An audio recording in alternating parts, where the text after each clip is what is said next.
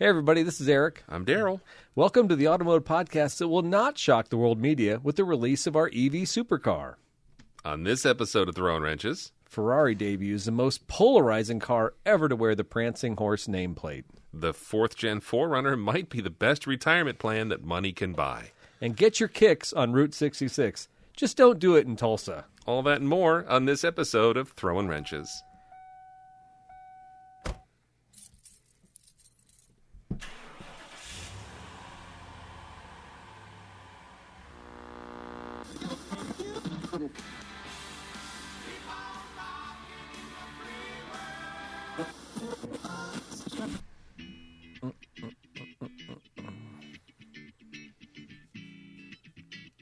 I want to make sure I see Neil Young before he hits his David Lee Roth stage. You think that's happening? It's gotta. Everybody gets to the David Lee Roth stage. Vince Neil's gotten there. Yeah. Axl Rose has gotten there. Axl Rose definitely has. Yeah, I heard John Bon Jovi is pretty close to it, too. I don't want to hear that. It's sad. It's sad. There might be a time to hang it up. Absolutely. All right. So thanks for listening. And to join the fun of the show, and we called this out hard on the pre-show. Send us an email at info@throwinwrenches.com. Post a review online. You can make comments on Spotify, and you can also make iTunes reviews. And I will read those, and you'll be heard all around the world. I have not pressured anybody. I've been on like a sabbatical of guilt. But it could come back, right? Is that going to be your autobiography? Sabbatical of Guilt by Eric Stahl. I'd read that. I like that. It sounds like some kind of dirty confessions or something. On sale now at Walden Books. Yeah, right. Check it out on your favorite e-reader.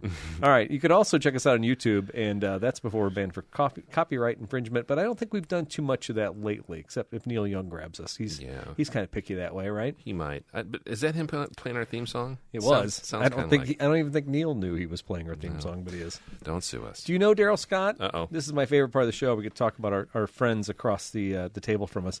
Daryl Scott. Well, I know this guy's backstory. He was raised on AM radio waves in Chicago. It's no wonder he started his career on the microphone.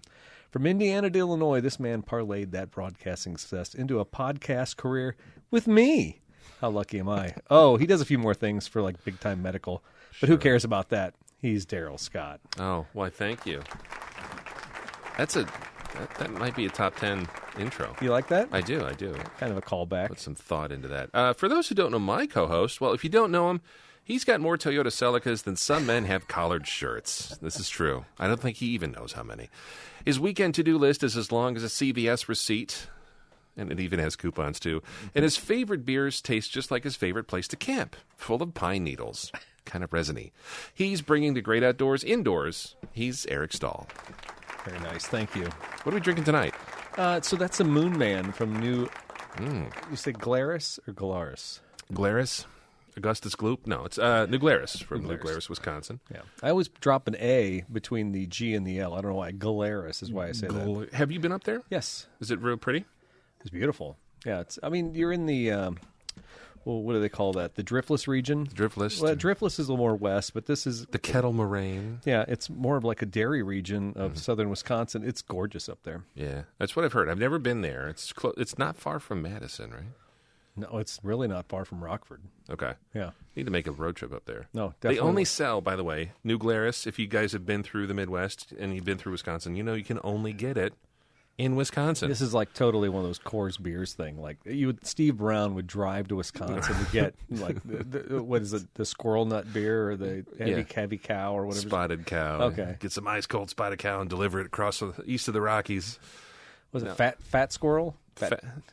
Yes, there is a squirrel one. Yeah, you're. I don't know. Yeah, the Fat Tire was New Belgium. Squirrels, cows. They make a really good one.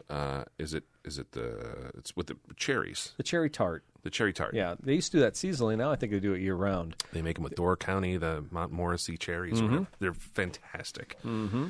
Shout out to New Glarus. Yeah, you're doing good things. They're not a sponsor, but you know who is the sponsor, Daryl? Who might that be? Fort's Toyota Pekin. Oh, how about that? They've been there since the very beginning. This is episode 111, by the way, of the Wrenches podcast. 111.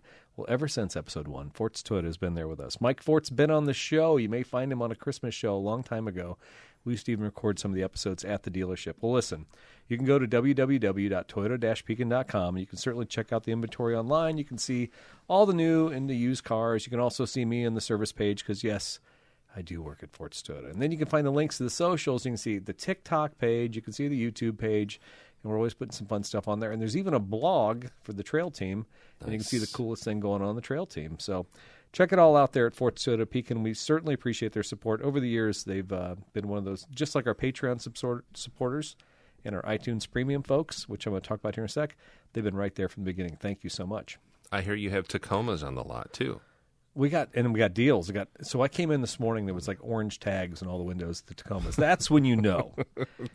So Toyota has a couple cars they want us to sell like as many as possible. And Tacomas and Camrys are those two cars. So okay. I think right now we have like 8 Tacomas on the lot. And I saw on the delivery receipts we have like 8 Camrys coming in. And I'm not sure too many of those are spoken for. So those are cars just to blow out. Okay. If you come in, you just like kind of thinking I want a truck, kind of thinking I want a Camry. They're gonna find a Camry to put your butt in, right? They're gonna find Tacoma. So if you're looking for a truck or a car, they certainly have inventory coming in daily, and they'll put you together on one because Toyota wants to sell those cars, and Forts is going to be there to help them out. So I will also say I'm in the minority. I think I like trucks with steel wheels, especially if you oversize the tires. There, I saw a silver Tacoma today in the parking lot of the Ace Hardware. Yeah, and it had the steel wheels.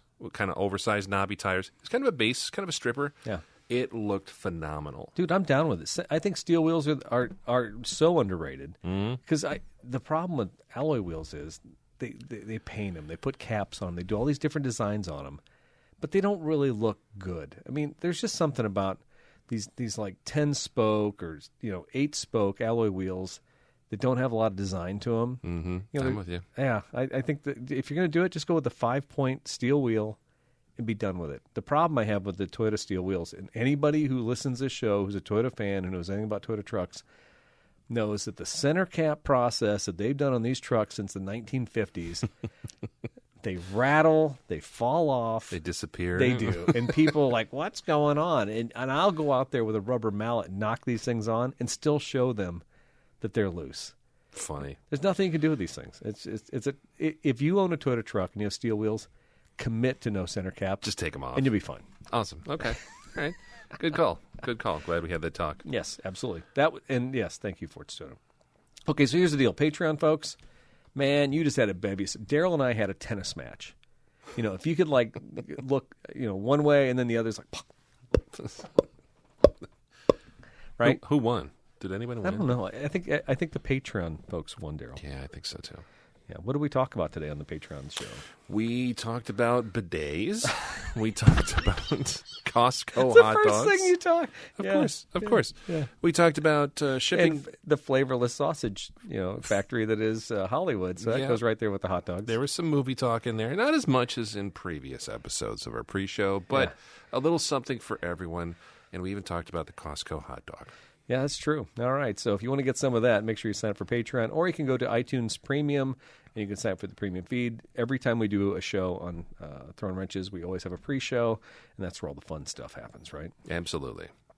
All right. So thanks for listening. Thanks for sharing, and thanks for commenting. I did not check, but while Daryl's doing his projects, I'll double-check for any Spotify comments. Okay. I don't believe there were any. So we're going to start the show off as we normally do with Project. So special. Those special effects. I wish I could afford a special effects maker. Anyway, I could roll up a cone, some paper around here. I think last time I left everybody hanging on this, we had done maybe some motors on the Celica for Aiden before he went back to college. Window motors? Or the top? Convertible top motors. Yes. I talked about that. So I found them online, got 2 used motors. Aiden called me like a week ago and said, Dad, that's how he talks. Sounds like a newspaper editor from the 1940s. Dad. Yeah. Extra. Read all about it. Dad. You won't believe He's 23, by the way. Yeah. Okay. Go on. Your poor son. Yes. Oh, yeah, my poor son who's driving a 30-year-old car. I did tell you that I told him it's a 30-year-old car, so if something happens, don't be shocked. Mm-hmm. And if you can walk to work, that's probably good. And he got to school after I scared the hell out of him, and he said, hey, the car made it back to Wisconsin just okay. And I said, yeah. He goes, well, you kind of made it sound like it wouldn't. I'm like, I'm just telling you. No warranties. It's a 30-year-old car. Expressed or implied. Exactly. Yeah. So you seem to think that this car can run forever, which it likely could. But but the fact you can walk to work is probably a good thing. That's all I'm going to say. So the new to you motors got put in. Yeah, and they were universal fit to like some Chrysler Sebring, and I'm trying to think what other model. But I got them. They looked okay. They looked no better than the ones I'd taken out, but you could still spin the gear on them, so you knew they weren't seized up like the ones I took out. Okay. Aiden called me and said, Dad. Anyway, he said, go back in a loop. Let's do it all over again. He said one side on the driver's side got kind of sticky and it acted like it didn't want to go down. I'm like, okay. He goes, so I'm afraid to lower it. I'm like, okay. What do you want me to do? You're in Wisconsin. You're in a 30-year-old car. Yeah.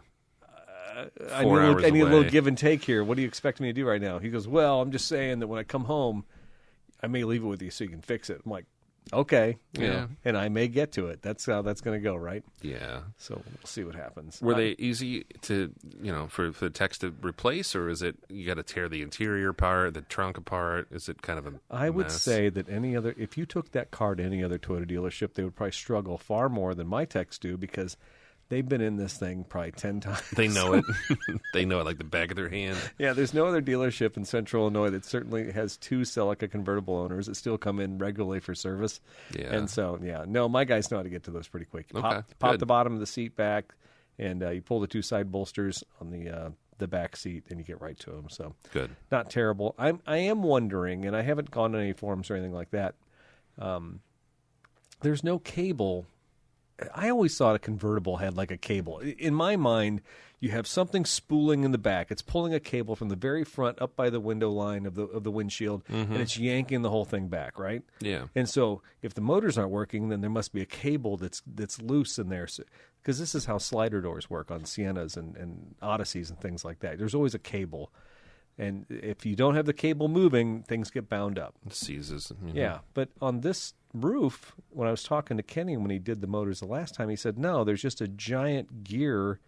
It's like a 10-inch gear that runs on that motor, and as it pivots, it makes those arms move for the roof to drop. So now in my mind, I'm like, well, if there's no cable and there's nothing connected to anything, why can't I just pull the motors out and then just basically have it latches at the top? So what's stopping me from just trying that? Because I'm thinking at this point, the motors might be more trouble than they're worth. Just make it a manual up and down kind of thing. Yeah. I wonder if it's like I have to look online. I wonder if it's like a giant window regulator where you got this like you said a giant gear. It is. It looks like a giant regulator. Yeah. Interesting.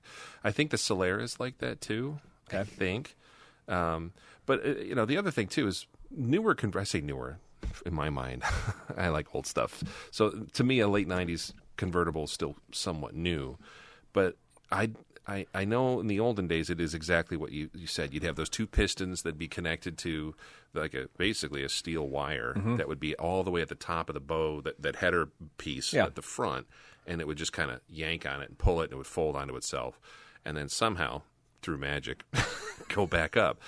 Whereas the new stuff, it seems more almost like a giant window regulator with timing on it. Does the Celica have something too where you hit the button and like the windows all go down at the same time? No, this is very primitive, and you have to make sure you lower the windows and raise the windows when you're done, because you can try and close it with the windows all up, and of course it doesn't work. Messes stuff up. Yeah, and with this, you can keep holding it down to close it, and just keep forcing it and burn the motor out or if you don't run it far enough, you don't have it.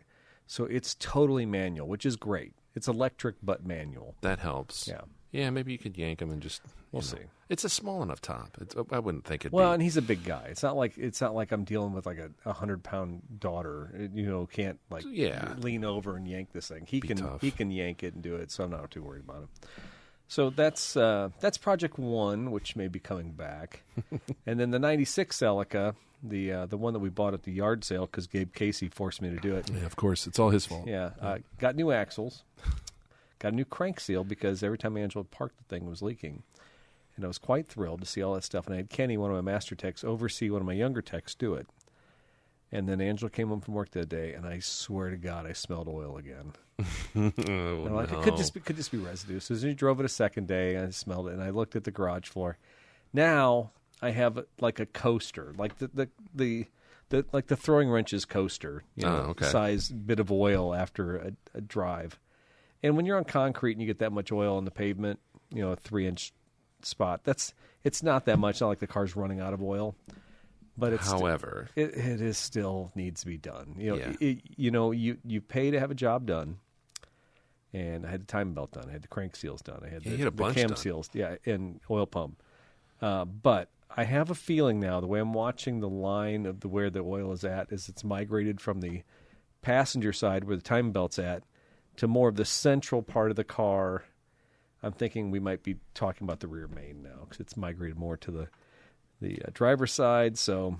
And that makes sense because if everything else is dried out and you fixed all the other leaks, it's like, well, that's what's next. Yeah. This gets back to the old philosophy of the PCV valve. What's the PCV valve do? Well, it's positive crankcase. Why do we need to worry about that? Because if we get negative crankcase and we're building too much pressure, we're blowing oil out through all the seals, right? So I don't even know that I've changed the PCV valve on this thing since I got it. It only had 60,000 miles. It was a nice low. Yeah. It still is a nice low mileage car. It was so funny about PCV valves from the '90s cars. They sat it right on top. They look like a L joint from like some kind of air hose from your aquarium. It's just like a little piece of garbage. So how can that thing cause so much trouble, right? But I have not changed it to this point. So I probably need to do that along with when I do this rear main. Yeah. And when I say I loosely mean myself because I'm paying the bill. But No, that's fine. Yeah. I mean, you have that nice luxury of being able to take it somewhere. It's like, I'm going to take this to the office. Some people take their pets to the office. Yeah. My wife takes our dog to the office. It's great. You get to take your Celicas to work. Yeah. And then someone tinkers on them and you drive it home and it's better. Yeah. So. Yeah. Actually, I don't feel terrible on this stuff because it's funny. A lot of the younger guys always complain like, "Oh, those older guys, we get all the gravy and all that." I'm like, every time you see a timing belt, you guys freak out and you run away. But it's funny. The young kids look at the timing chain motors and they're not as fearful of timing chains the same way they are of timing belts, which makes no sense to me because a timing belt is like a 3.5-hour job versus a 14-hour job to do a timing chain. But to them, the chain just seems more logical. I think the belt seems like too much chaos. I think for the timing of a car to be run on a belt, it probably freaks out these young kids for some reason. It kind of freaks me out. I'll be honest. I don't ever want to do a timing belt on a car. Really? No. Well, there's too much, or like a 24 valve, a multi-valve engine. Yeah. I've seen them, and I've helped work on some of them where you got the tools to lock the cams in place so they don't move while you take everything apart, and I don't know. It does seem a little stressful, but hopefully the rear main is all this thing needs. Yeah, because I've done the axles now.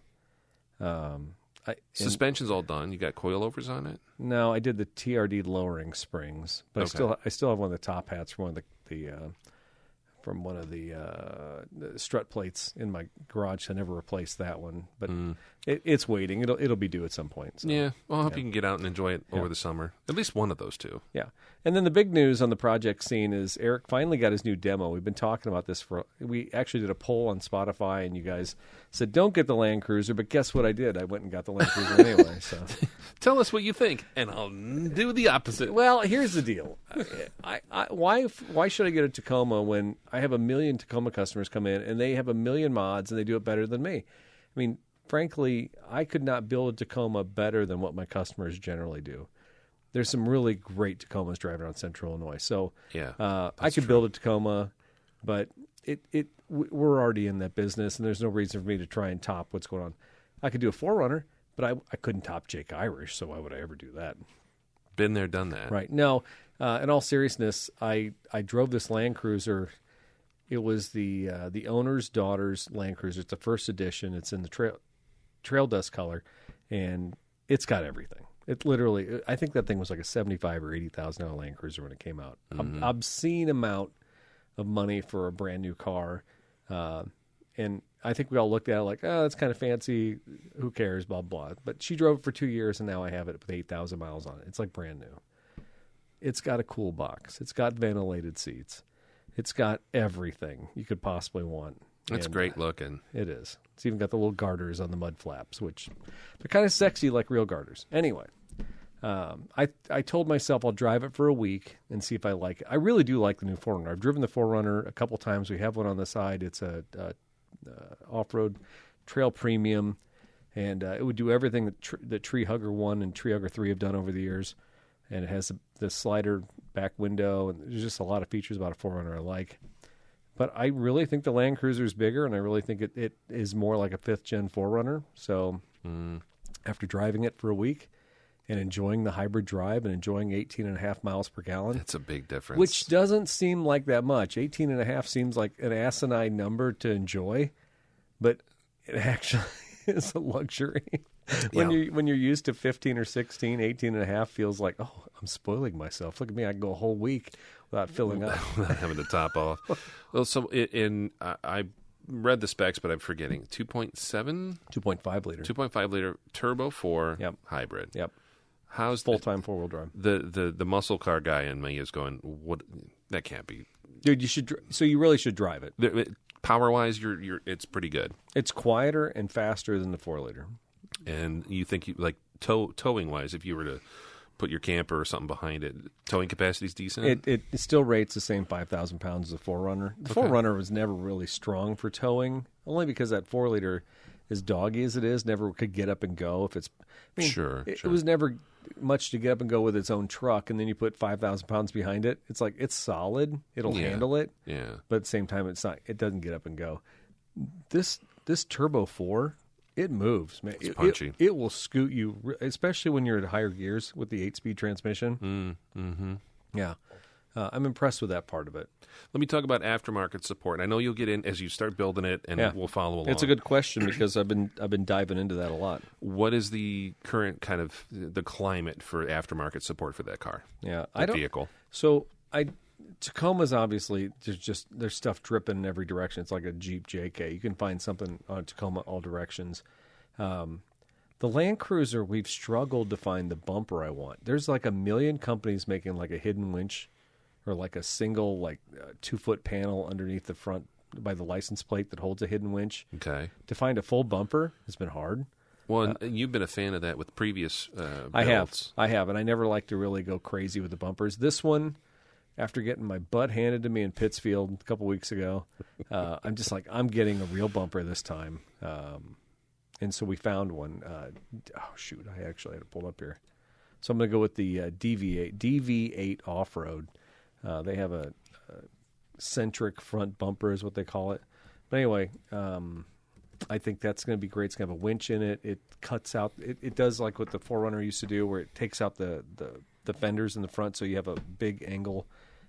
Your approach angle's nice. Yeah, so I can come onto rocks and stuff like that and have tons of tire right there at the ready. Oh, I'm looking at a picture of it. That is really slick looking. Yeah. And they not the centric front. I'm sorry, I named the wrong bumper on that. But DV8 is a company that got one that's got like it looks like a UFO, like a flying wedge. Does it have light bars in the middle, kind of? Yeah. Yeah, okay. I'm looking at it, I think. Let's see here. Toyota Land Cruiser 250. The 250 thing is kind of funny, too. They call it 2024. Front bumpers. Is it this one? Yes. That's killer, dude. Yeah. Just went to 4-wheel drive parts. Yes. Sorry. It's the Spec Series front bumper. That looks awesome. It's going to be great.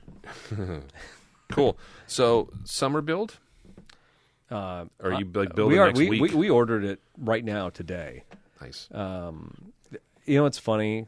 I had tires lined up for this thing for the longest time. I talked to some guys from Yokohama, and I was at so for the last 2 years, I've been in one of the top Yokohama dealerships for Toyota and Dealer Tire, and so I talked to those reps all the time, and I told them, I said, listen, man, we need to do something.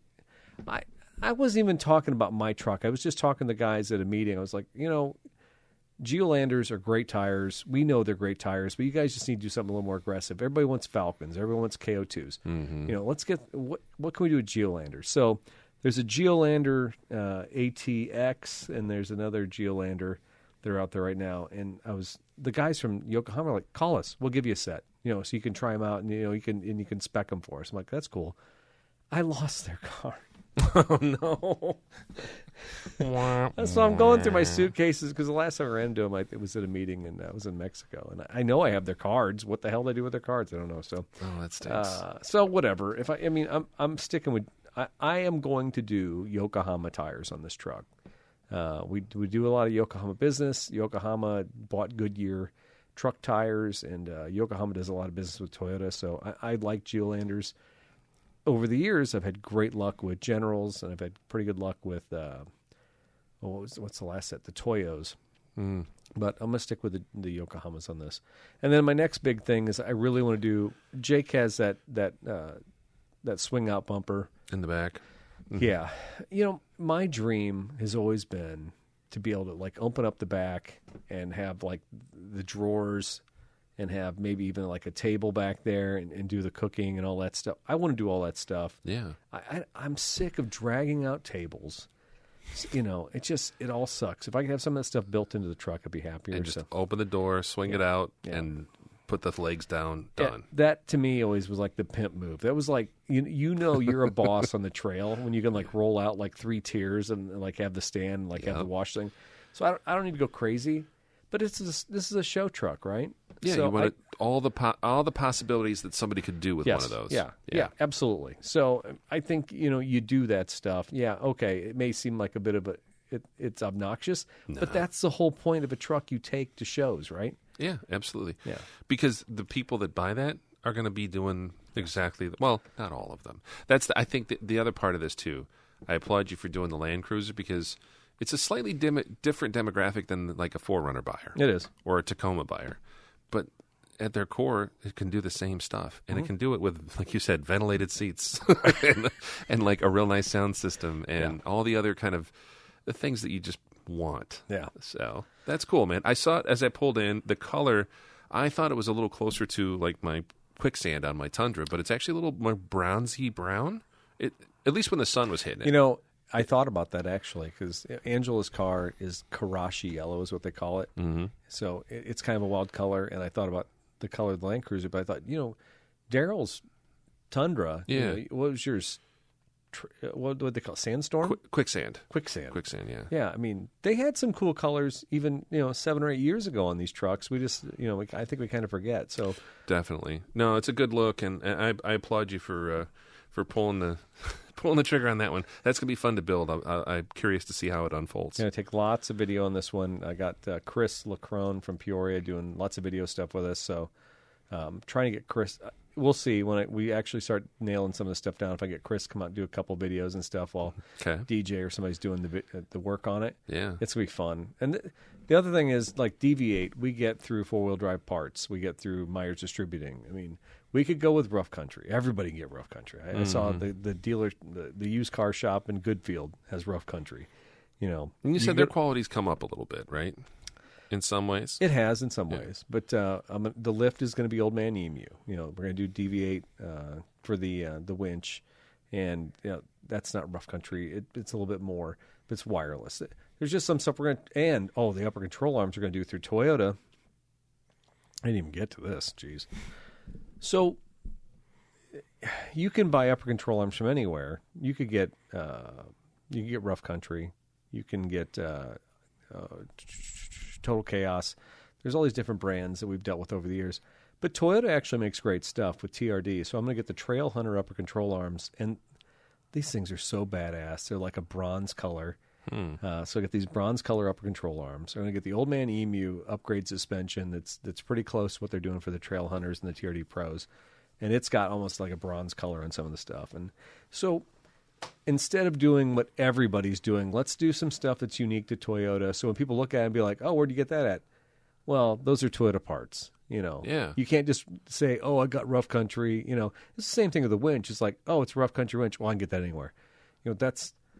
Yes, we could have done all that stuff because we also supply all that stuff. But why not, go with some brands that we can get specifically here at Toyota? Showcase it. Yeah, absolutely. So it's going to be fun, and we're going to step into maybe some territory that we haven't gotten into with this on purpose, just to kind of make it a show truck. That's nice. Yeah, get outside your comfort zone.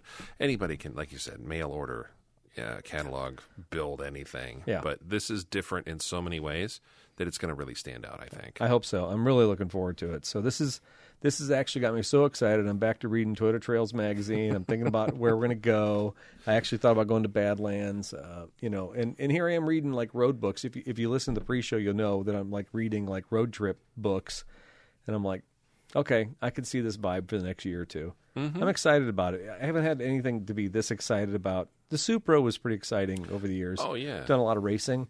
But you've had that now, what, 6 years? Yeah, right. It's been a while. Yeah, so if we do this big road rally, which I pulled it up earlier, what's the name of this? The Terror. The one in Kentucky? The Terra Trophy next June. If I do the Terra Trophy down in Kentucky, and I have this Land Cruiser all set up, what fun would that be, right? I think you're doing. First of all, you're doing everybody a service by building this thing, because I've never seen one actually get built. I've seen them like, those are cool. Yeah. But when you see just like Jake Irish's other Land Cruiser that he built years ago, like that thing was killer. Oh, dude, that 200 series? Oh my gosh. Yeah, sick. That thing looked like nothing else, and I still remember. It's like tip of the arrow stuff, though. When Jake did that on that 200, he did something with a vehicle that nobody would normally touch, right? Mm-hmm. Yeah, and so I think this Land Cruiser is kind of the same thing. And when Treehawker 1 was first built, nobody was taking 5th-gen 4Runners 10 years ago and, like, smashing them on the trail. Everybody's like, what are you doing with that brand-new 4Runner? It wasn't brand new, but it was... Why are you ruining nice things? Yeah. So... Yeah, and now there's 5th-gen everywhere, so... Anyway, I think it's always good to be a little bit on the cutting edge, and that's kind of the purpose of these vehicles. So Rock on. That's enough about me, as usual. Eric, running off with the show. I'm sorry about that. Daryl, what is going on in the classic car museum of North Peoria? There you go. Yeah, no new acquisitions. That's good. I've looked. Seriously? I've looked. There's been some stuff. There's been some stuff that's popped up. Right now, Model A's are real cheap. Like 10 grand? Under, yeah, for like restored ones. That's the.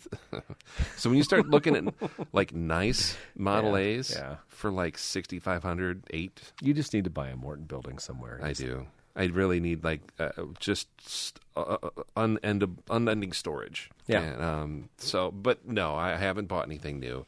Just been working on my broken stuff. And by broken stuff, this time it's the 55 Plymouth Savoy that we have. We call her Minerva, and she's a beautiful mid-50s turquoise spaceship sedan that is a great car. And when we bought it, it's been 10 years now. We bought it in the summer of 2016. So you really hadn't had that car that long when I first met you? No. We bought it, took it on a trip, a little road trip up north, up like Hennepin Canal and stuff, and then we had some brake trouble, kind of lost a wheel cylinder, had some brake trouble on the way back on 26. A coyote jumped out. And if you've been on 26, you know that little section there along the river by, Hennepin, whatever. Yeah. As you're coming back by Henry where it splits or whatever. Yeah, it's like a spot where you can get like 100 miles an hour, though, out there, isn't it? That's a little further. But yeah, okay. But this section is the section that doesn't have a shoulder. Oh, okay. So it's got no shoulder, a little bit of a drop-off, and then it gets normal again. A coyote jumped out. I don't know if he was fishing. I don't know. He might have been on a jet ski having a river day or something. But he jumped out, and I got on the hooks, and the car nosedived. And then every time I pushed the pedal after that, it was like going further and further to the floor. I'm like, okay. So we got home, and I immediately, new master cylinder, new wheel cylinders, hardware, what else did I do? Hoses, the whole 9 yards. And the car had amazing brakes after that. It's one of the best driving cars we had. Fast forward to, I pulled it out of storage in April, went to a show, same thing. Brakes got worse and worse and worse. And I'm like, what the heck? I got home and like there's no fluid in the master. It all leaked somewhere. And I'm like, the heck with this. And I tried taking the thing off and rebuilding it, and it's shot. So I did the same thing again. New master, new wheel cylinders, whatever. And these are all reproduction parts. So that's part of it too, is I guess I can just expect every 10 years to just do brakes. So when you get parts for that, do they have like universal fit for like spans of this year of a Chrysler or this year of a Ford or Chevy? I mean, no, they're pretty specific. I mean, in this case, this stuff is pretty specific to Chrysler's products from certain era. Mm-hmm. Chrysler eventually started changing the brakes in like 57 and then again in like 65. But a lot of this stuff is in that same area. It's any Chrysler will fit it. But the one thing I didn't realize, a guy in my car club told me, he goes, because I was complaining to him about, 10 years, it's not that much, and I don't drive it. So, like, why did they, he's like, how often did you flush the fluid? I was like, well, I never did. So there's that. And he goes, did you use all synthetic or regular .3? And I said, I always just put .3. Yeah. And he goes, look for the label. He goes, you're supposed to, if you use conventional .3 and you top off or whatever with synthetic, he's like, that's not really a good thing. They'll swell the seals or something or what? Yeah, and so it's supposedly backwards compatible, so you can, it's kind of like oil. Like, you can dump it in if you need it, but, like, it should kind of be the same. And I never noticed that about, here's how stupid I am. At, like, O'Reilly's, I went the other night, got some stuff, and I looked at the brake fluid. All the .3, including their house brand, the kind of the cheap stuff, it's all synthetic. And I'm sure when I did that car 10 whatever years ago, I probably used conventional stuff or whatever was out there. I've noticed that again with like trans fluid, anything like on that Fury when I did I got that going again and I flushed out, did the trans fluid and filter, and I'm like, oh, it should be, Dexgron 3 or whatever. Mm-hmm. And I went to the store and I was like, where's the stuff? Oh, there's like 15 different transmission fluids now. Of course, a lot of them are backwards compatible. And they're like, well, you can use Chrysler ATF plus 4. I'm like, no, I want Dexmerc. Well, I don't know. You got to look at the back now. And so that's part of it too. When I went to take all this stuff off, a lot of the stuff inside and like some of the fittings, when I took the hoses and stuff apart and the fittings off, there's almost like this weird kind of crusty, like not corrosion, but like kind of like a white crusty powder in there. And I'm wondering if isn't some weird chemistry going on because of the mixture. That's not good. You shouldn't see any of that. So she's getting all the lines blown out, the hard lines, which are still good. New hoses. I mean, I'm just doing the whole thing. So, but I do feel like things just keep changing. So let me ask you this, because I don't think I've ever introduced this conversation. Yeah. Remember like when you go to the carnival when you were a kid and you could like, oh, if I throw enough darts and I hit these balloons, I get a mirror. Mm-hmm. But if I get like 3 mirrors, I can move up to the next mirror. And then if I, get another 6 or so, then I get another, I put these 2 mirrors, got to get the giant mirror of Def Leppard, Pyromania or something like that. Do you remember the scenario yes, we're talking about? I do. So we're talking about, Model Ts and how they're cheap or something like that. We're talking about a car you've had for 10 years. Is there like scenarios between you and your wife where you're like, okay, well, we really enjoyed Minerva, but now, and we enjoy the Cadillac, but maybe we're not ever driving the Cadillac, so maybe we get rid of these 2 cars and we like take that and we pull it and we get something else. Do you guys? We do. Okay. It's usually when I'm frustrated, when I'm halfway into something that broke, or I take something out of storage and something breaks, and then I said, I'm going to sell all this crap and get one nice car. Okay. And her rebuttal to me, because she knows me very well, she goes, and you wouldn't be happy with that. Oh, bull. No, I think she's onto something. She doesn't even know you, Daryl. It's like you don't know who I am. No, I think there is. I know you. She doesn't know you. I don't know. But in a lot of respects, years ago when I just had the 47 Chevy and we just drove that everywhere, and guess what? It was one car to fix, if one car to tune up, one car to do oil changes on every season, and then tuck away with a nice little car cover on it. Yeah. I do feel like I was much happier because it was always running. Yeah. And so when you start introducing more and more stuff, you're like, oh, I got to do this too. Oh, I was just thinking, I don't remember, and I did change it before I took it on the tour. I took the old 47 Chevy out. We don't drive that as much these days. I don't know why, we just don't. And I'm like, I don't remember if I changed the oil last year or the year before. And I didn't write anything on the canister or anything. So I'm like, it's getting to the point where I'm like, what am I doing with all of this stuff if I'm not running it and cycling through, like, this month I'm doing this. Yeah. 2 weeks I'm driving this to work, or I'm taking this, taking the Fury to go get ice cream or something. Like, I need to almost plan that and structure it, because that's the other part of it too. And you know this with like the Celica. The longer something sits, doesn't matter if it's low miles, cream puff, real nice car, something's going to fail because it's not getting used, lubricated, getting that exercise. So I don't know, dude. I have all the parts. My goal this weekend is to kind of, especially it's going to be rainy and crummy out. I'm not going to probably go to shows. So my goal this weekend is to just get in there and tear it apart and be done with it. It'll be pretty easy. This one's a pretty easy one to work on. There's no power booster or anything to get in the way, so it's just straight manual brakes. I think I can get it. So. And the other big thing was a little more high-tech for me is my little brother had still has, an 85 Chevy Cavalier Type 10 convertible. You guys are total Cavalier apologists in the Scott family. We love them. You could actually, there's that, what's that museum in Springfield that's right along 55? Oh, there was a Corvair museum. Corvair Museum. Yeah. I could see the Scott Cavalier Museum. Yeah. And that's honestly, there's a sickness there. Because I saw one in Pennsylvania that was $1,200, and it was needed some work. And I'm like, I could go grab that, and I could have another convertible. I'm like, no, this is dumb. Don't engage those thoughts.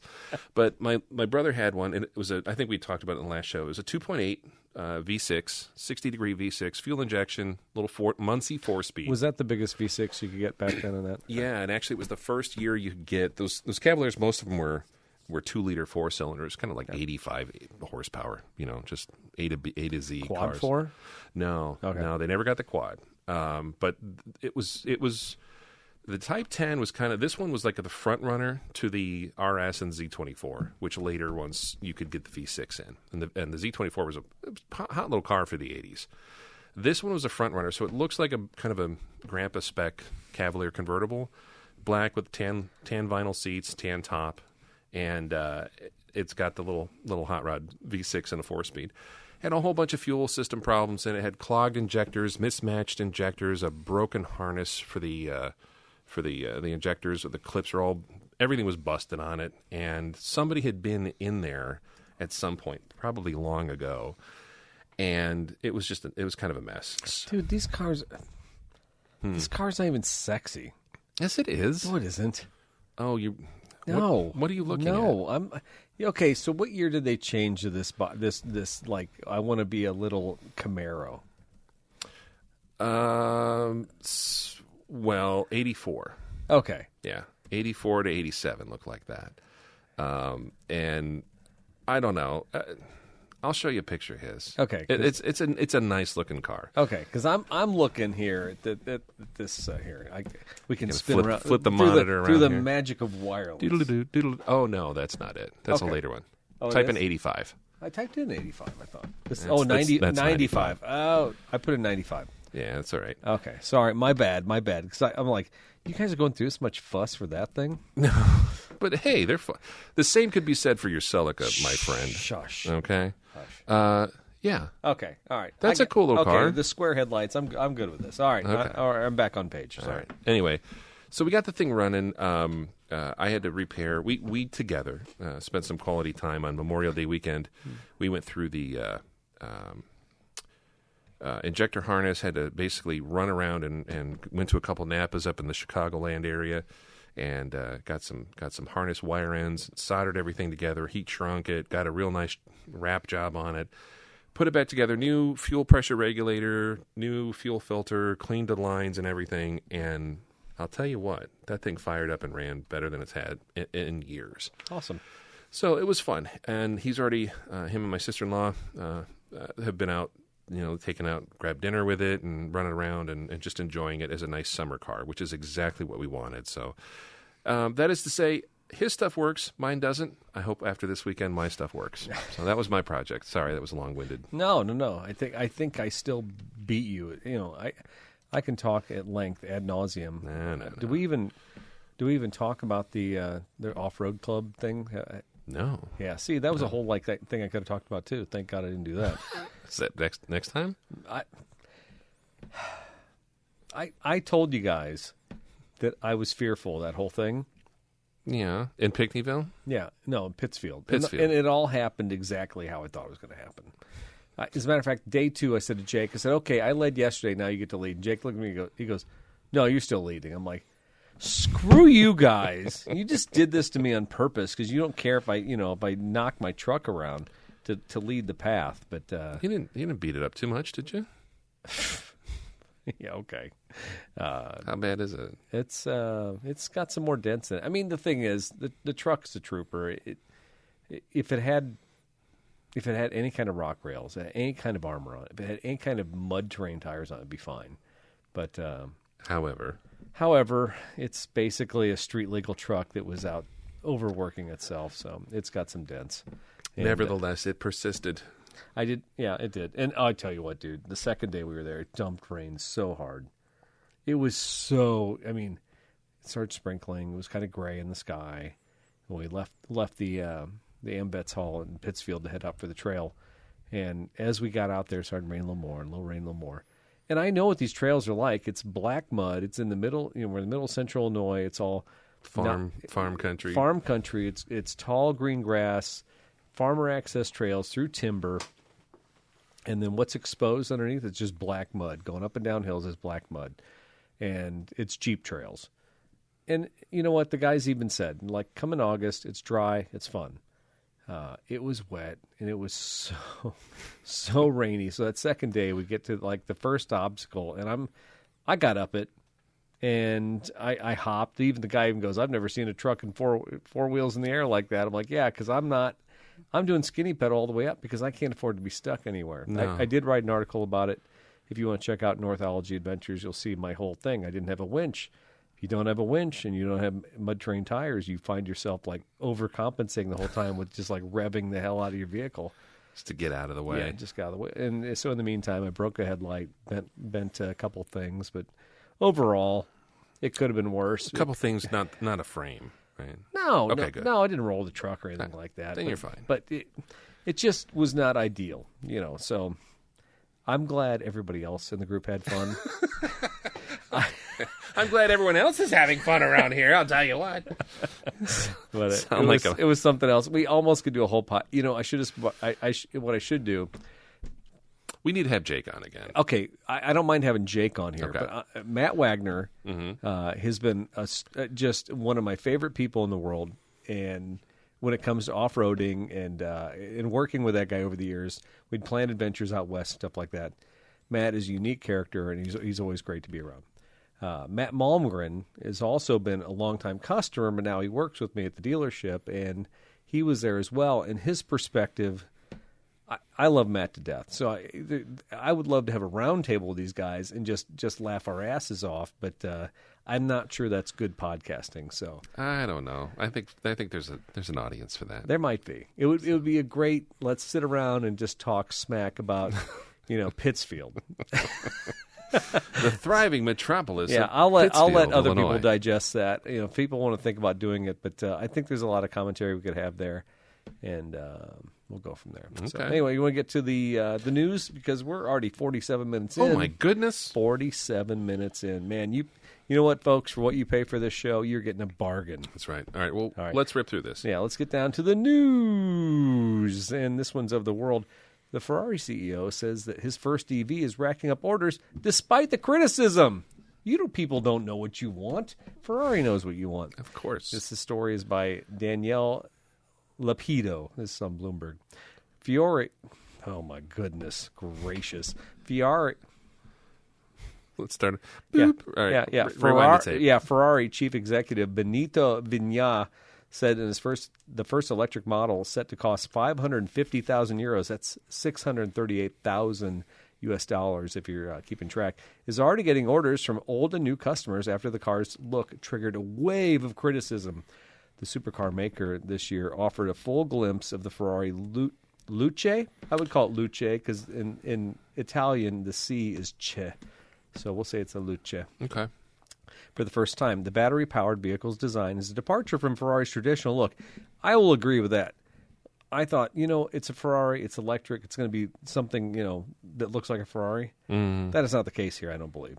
No, it looks very... Somebody put a side-by-side picture like, why does the Ferrari look like the $30,000 Nissan? Yeah, and right. It kind of does. Yeah, it drew unfavorable comparisons to electric models already on sale. The company's shares slumped.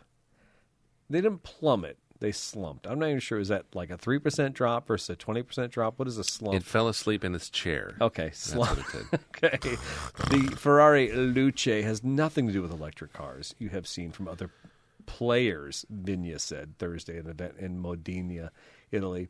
You have to see it and drive it to understand that it wasn't copied, not the interiors, not the exterior, not the performance. So check it out, folks. If you have $638,000 laying around, there'll be a Luce waiting for you. It's interesting. I did read a whole other sub-article about it where they talked about how they had to reinvent the windshield wiper because of how the shape of the car is. Oh. So it's like they had to re-engineer it so it would actually fit the curvature. And there's some space age stuff going on with a wiper blade. The last time I read about that was Mercedes. And I'm like, okay, German engineering, I get that. Italian engineering, re-engineering something as common as the... It seems like they're overcomplicating something that shouldn't be that hard, right? Yeah. So I looked at that and I was like, that should be a warning sign right there. Yeah, But, interesting. Yeah, neat car. I don't see the hatred for it. Of all the designs that are out there, that's a lot of cash for an electric car. it is. But I also imagine there's got to be that fun to drive factor that nothing else has.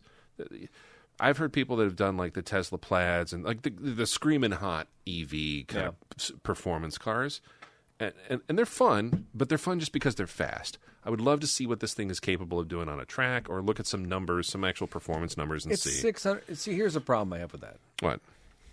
Okay, so Pat Ford actually sent me a Bring a Trailer listing. It was a Supra 2022 that had been gutted and had been caged, and you can buy that car for like $31,000 right now. And you can run that car on the track for $31,000. Yeah. Nobody who's paying $638,000 Is going to track it. and even if they did, is it worth 20 times more than that Supra? Is it 20 times more fun than that Supra on the track? No. Okay, all right. So I'm just saying $638,000, not a reasonable money to sit there and lecture everybody on, it wasn't copied, not the interiors, not the exterior, or the performance. I'm sure it performs great. I'm sure it does. Yeah. I don't know, man. $638,000. So you're not going to ask Santa Claus for one? We know the depreciation on EVs is just like astronomical, too. Yeah. Yeah. What kind of software? What OS do you think they're using in the Ferrari EV? Linux? No, I don't know. Raspberry Pi. I don't know. We'll see. Anyway. Luce in Italian, or luce in Espanol, it's light. It means light. Light. But I don't know. Luce. It's like a light beer. Yeah, right. I'm going on a limb on the Luce thing, but I think my sparse knowledge of Italian is Luce. I think it works. Like Lucky Luciano. Yeah.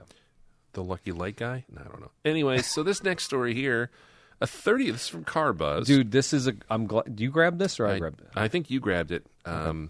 It's talking about one of our favorite vehicles of all time. A 30-year-old Toyota 4Runner could be the smartest investment that no one saw coming. This is by Sean McManus. And Sean, we salute you. In general, he says, Toyota models tend to hold their value better than other mainstream makes. However, the 4Runner in particular manages to stave off depreciation better than even other Toyotas. This is a fact. Does that mean it will actually double in value compared to other 30 years of sitting in the garage? Well, in the case of one 1996 4Runner, a buyer decided it should, and the SUV sold at auction, Mecum auction, for $52,800. You say there's no market for a $600,000 EV. Well, some would say there's no $52,000 SUV that's 30 years old. Mecum Auctions recently hosted the sale of this 96 SR5 with just 6,954 miles on the clock. It was in really good condition, not far from what you'd find on the showroom floor back in the day. Aside from being a low-mileage survivor with little wear, it had a handful of desirable factory options. So it had all kinds of fun stuff in here. Skip to the bottom of this. It basically just says buyers are paying new car money for third gens. Yeah. So that 96 that sold for $50K was an anomaly? Not really. There's a bunch of others that they reference here selling between $28,000 and $40,000 at auction in recent years. What's interesting, so that vehicle, I was a salesman at the dealership. My first year at the dealership was 1996, and that's when the new 4Runner came out. And so at that time, you could buy an SR5, and you could get it in Desert Dune. And to me, this was a dream color. Actually, Aiden's 4Runner that he had was like a 1998, and it was in the Desert Dune color. It's kind of like champagne-y metallic. Yeah. He hated it, so we plasti-dipped the whole thing blue. But to me, back in the day, if you got that with the sport package with the black trim, not the chrome lips, which I think this one has the chrome lips on the wheel wells. Yeah, it's dressed up a little bit. Yeah, but those to me were like the best car ever. Yeah. And it's so funny that this vehicle came back, and I think everybody else felt the same way about this. It's a beautiful car. I don't want to say it's primitive, but it is literally perfect in all respects as far as this is a truck, but it has SUV capabilities. It has the 3.4-liter V6. Full frame underneath it. Yeah. It's bulletproof driveline. Yeah. I mean, probably the only thing you'd have to worry about is valve cover gaskets. Head gasket was possibly an option on those, but actually we saw more radiators break through on those, and so transmission fluid might fall into the radiator. That was usually a bigger problem. No, they're phenomenal vehicles, and they're small, they're narrow. You're literally... Your armrest, it's like being on an airplane. You're fighting with your passenger to see who gets the armrest. They're so small. So if you were to, there's some people that geek out over the super low mileage car. It's like a brand new car, knowing that both of us probably aren't. No, that's to me, that's the worst. Both of us aren't in that camp. However, if you did find one that's, say, under 100, let's say you found a nice 65,000-mile one that, grandma, what is this, a Maple? What is it? No, this is a vacation. Holiday Vacation by Prairie Artisan Ales. Yeah. Oh, my God. Holiday weekend. So if you came across one, Florida truck, it was only driven to church every Sunday, and a really nice condition, what would you pay for that? Here's the thing, Daryl. What you may not realize is you drive that or buy that car, that could literally be a car you drive for the rest of your life. It's a forever car. It is. Yeah. Yeah. And how many cars? I just saw, it was a TikTok or something, but it was a 5th-gen 4Runner has been rated as like one of the most reliable used cars on the market right now. If you buy a 5th-gen 4Runner, to be fair, my 2017 4Runner that I drive, Triugar 3, I could buy that car, and I could literally keep that car for the rest of my life and probably never need to worry. I'll always have parts, and it really won't cause me any problems anyway. Doesn't have a ton of technology in it. Doesn't have any of that radar stuff, any windshield stuff. It has a 4-liter engine in it with a transmission that is rock solid. The rear differential is rock solid. Rust. That's the only thing you really need to worry about. Yeah, that's it. Rust and crashing it. Yeah. Otherwise, it's going to last forever. I see these things pop up for sale, and they're still strong value. I see just kind of regular ones. I see regular ones, used but maintained in the mid-teens. And in my mind, I'm like, 96 Chevy Tahoe is not that much. Why are these commanding that much money? Because they were built well enough to where even at 220,000 miles, they're still useful, nicely broken in, good running vehicles. You could do anything with that car. You could drive anywhere in the country. You could drive all over the world with that vehicle, and you could get parts anytime. So the Celicas we're running into right now, like I can't get seals for it. I can't get the window motors seals. I can't get the motors for it. Yeah, there's all these like weird because it was a low volume car. But I tell you what, a 5th-gen 4Runner, you're going to be able to get parts for that for the next 20 or 30 years, likely, right? Yeah, because there's millions of them out there. Exactly, and the same thing with this 4Runner here. Are you going to plan your retirement fund on another 4Runner? Just pick a nice. First of all, Aiden sold his. Yeah, it's still driving around, too. You still see it from time to time. I do. You're like, I remember that. Well, when I bought it for him, I knew it had the 2.7-liter 4-cylinder. It was rear-wheel drive. And I'm like, this vehicle will be a roach. This thing will be creeping around Central Illinois forever. And, yeah, I know I've seen it recently. It's still in Morton. All right, let's take a look at some other national news stories here. This one I pulled up, but you can kind of read through it if you'd like. They did a little math. They did a little comparison. Oh, this is from NPR? Yeah. Man, I don't know. This is some liberal swill. I don't know if I can take that. Oh, my gosh. At this point, does it make sense to ditch the gas car for an electric vehicle? This is from NPR. Dateline Phoenix. Rising gas prices have Americans thinking about buying an electric vehicle. It's a big financial decision, especially since the Republicans ended the federal subsidies last year worth up to $7,500. That's a whole conversation we could have about some inventory we have in the lot right now. Oh, okay. Guadalupe Jarega, 30, of Phoenix, Arizona, bought a 2025 Chevy Equinox EV before the incentive ended, but still wonders if it was a smart choice. Higuera responded to NPR's request for questions about reducing its climate impact and saving money. With all the information entered, the cost of owning the vehicle popped up on the screen. It said that it's saying $10,456 for your cost of ownership of the Equinox in the year one versus $8,000 to have continued to own the 26 Jeep Wrangler you must have owned before. The NPR tells the Herrera over a call, but over the last year, the two lines of the graph narrow, and over 5 years, the Equinox culminantly costs just $1,000 more, and then from there on, it gets cheaper to own the Equinox. And so we're going to include this snappy little chart. Yeah. The screenshot from the Department of Energy calculator comparing costs between the 2016 Jeep Wrangler and his 2015 Equinox. Yeah. So is this other thing? Oh, is this It's still part of it. Yeah, Okay. I butchered. I'm sorry. No, it's okay. This. The font changes, so you kind of threw me for a loop. A recent study by researchers at the Massachusetts Institute of Technology showed that across most of the U.S., electric vehicles are cost competitive with their gas counterparts, and it found that most locations, EVs also reduce emissions between 40 and 60%. Our research leaves Higuera to believe that he did make sense by ditching the gas Jeep for an EV, both financially and for reducing climate pollution. Even though I'm just one person, I'm able to do something about it, which is simple as just switching my vehicle, Higuera says. So the takeaway I got from this one, when I looked at it, they had a lot more charts, which obviously in a podcast doesn't really translate very well. But this is did you hear this before you found it? I did, Okay. and then it showed up on a Facebook feed, and it's one of those you always look at, especially right now or anytime gas spikes. Like we saw this several years ago when gas spikes and it starts going up, and all of a sudden people are like, I'm going to get an EV. Like that's going to be my trigger to get an EV.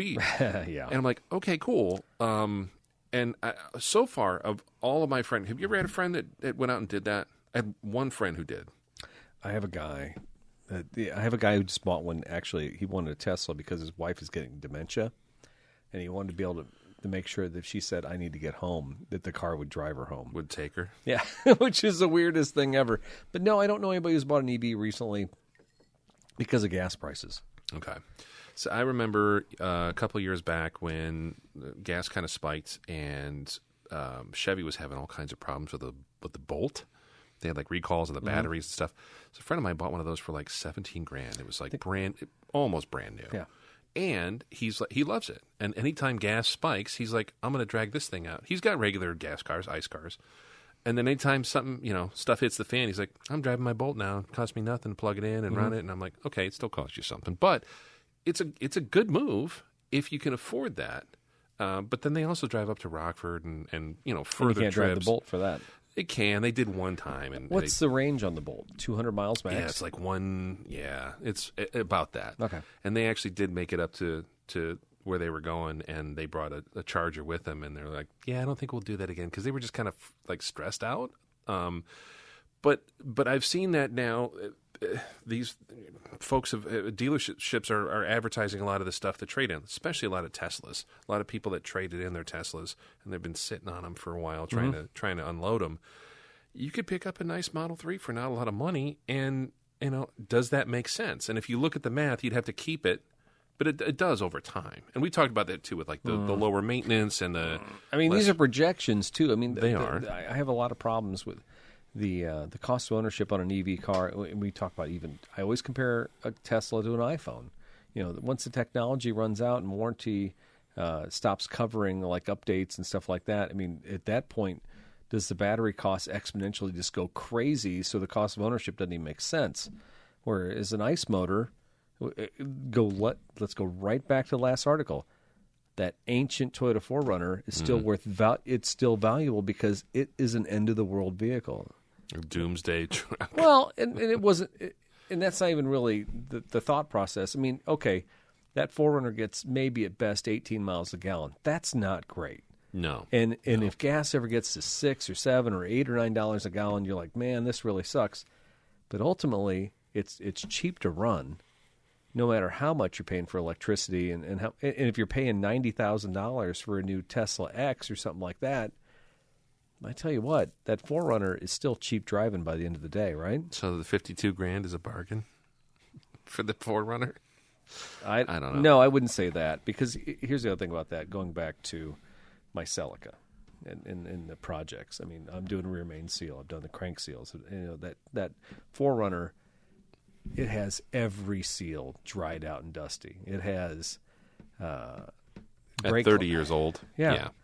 You just have infinite problems. You have corrosion in the even when your blinker goes bad, you have corrosion issues. You change a windshield, and next thing you know, it's not sealing right, and water intrusion is a problem. There's all these things in older cars that you know this, Daryl, because you work on used cars all the time, or old cars all the time. There's just all these anomalies and all these odd things you have to worry about on them.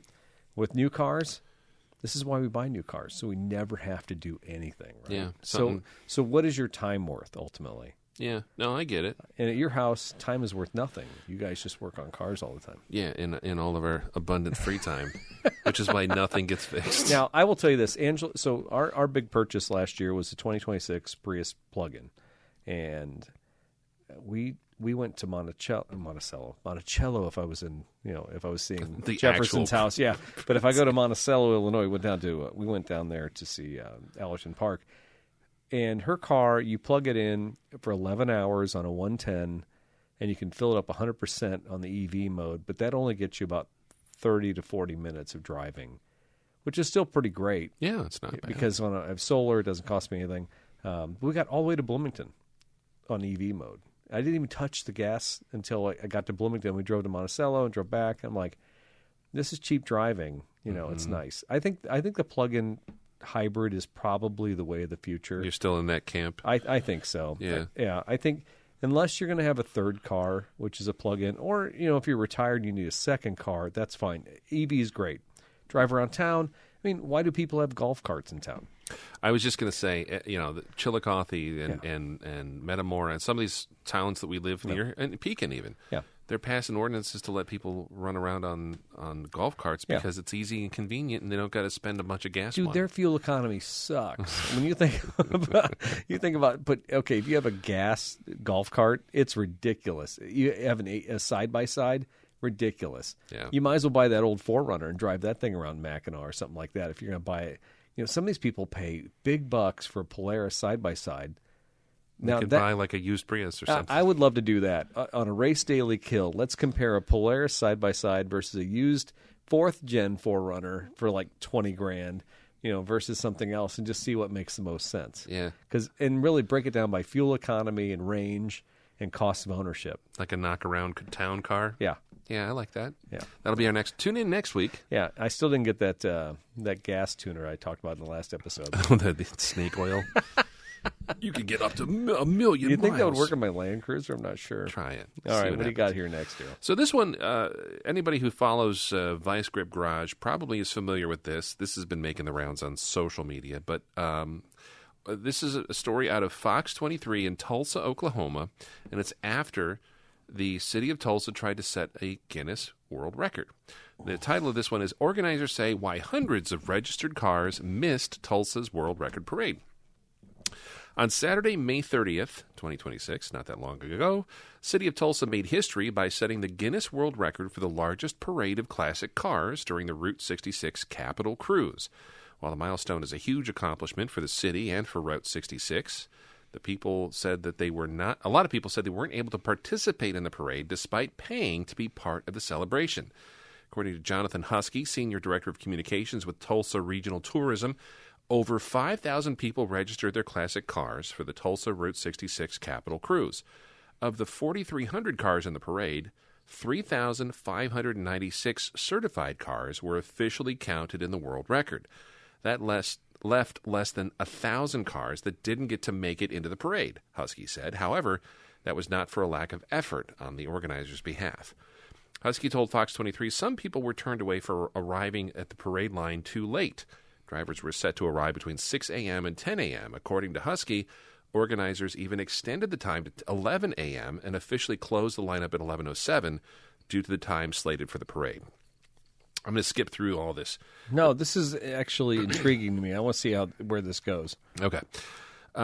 Husky explained the reason for the low record number compared to the number of signups was due to some people being turned away, some people who didn't show up, and the Guinness adjudicator ruling that some participants were out due to their cars not meeting certain criteria.